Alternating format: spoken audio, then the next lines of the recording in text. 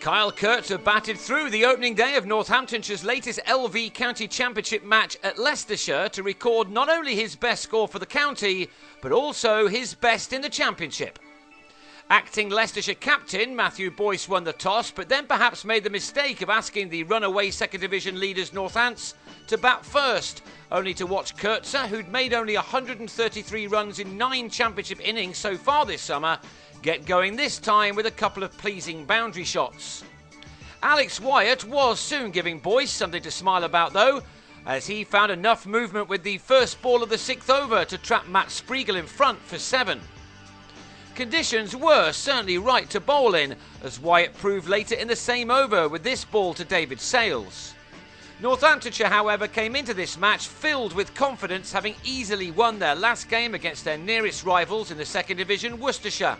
That gave them a lead at the top of the second division table of 44 points, and although we're not yet halfway through this championship season, they would have known that just a couple more wins will make them rather difficult to catch up.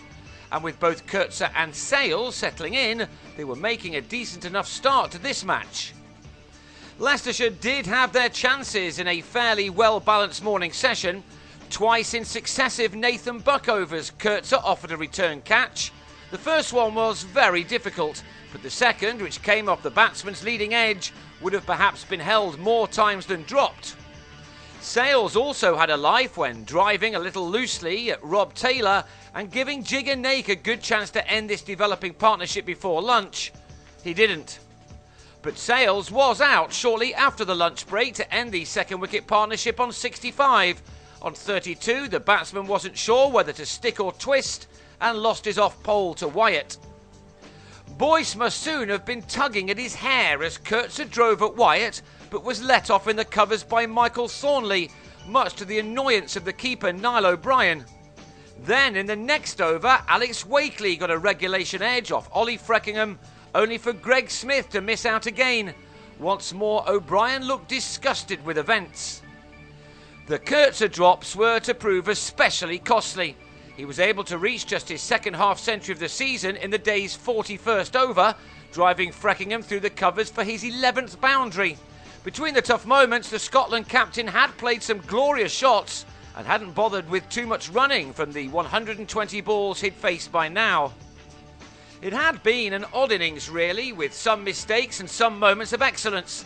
Naturally, as his knock went on, there was more of the latter, as the home side were left to think of what might have been had they taken their chances. Their profligacy was giving their opponents one of the best starts they've had at the top of their order this year.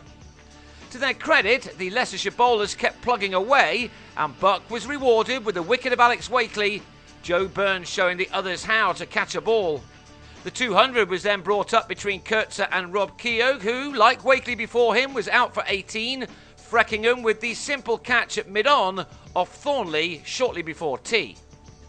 But the good news for the visitors was that Kurtzer was still there, and in the final session, his hard work took the former Durham man to 3 figures for only the 7th time in his first-class career. Fittingly, he got there with a shot which had brought him oodles of runs, a cover drive which took him to his 100 off 203 deliveries, and innings including 20 boundaries. So 80 of his runs had come in 4s alone, and he was to add yet more boundaries to his collection, as he showed no signs of letting Leicestershire back into this day.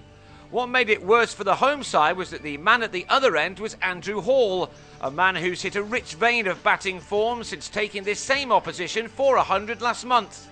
These to ensure that the country's bottom county were not about to pick up their season by easing themselves through much of the day's evening session. Kurtzer was by now seeing the ball extremely well, of course, and that was summed up by this superb flick off his hip, which went the distance. Indeed, both batsmen were able to raise their bats before the close. Hall maintained his high standards, for once not being helped by the lower order, by completing his 50, the 3rd time he's got that far this summer. His other 2 were turned into tons, but for now he was happy with his efforts. He needed 88 balls for this 50. Kurtzer, meanwhile, sauntered past his championship best of 142, made for Durham against Warwickshire way back in 2007. And surprise, surprise, it came with a 4, a rather streaky one this time. And then he made it to his 150 in the day's penultimate over, with boundary number 26 to go with his one maximum. That means, for those of you without an abacus, that 110 of his 150 runs had come without running. In total, he'd faced 277 balls. And by the close, he and Hall had added 120 for the fifth wicket to end the day on 320 for 4, with Kurtzer on 150 and needing only 23 more for his career best score, which was made for Durham against the MCC in the season's opener in Abu Dhabi in 2010. Hall will resume his innings on the second morning on 65 as he looks for his third ton in his last 4 championship matches.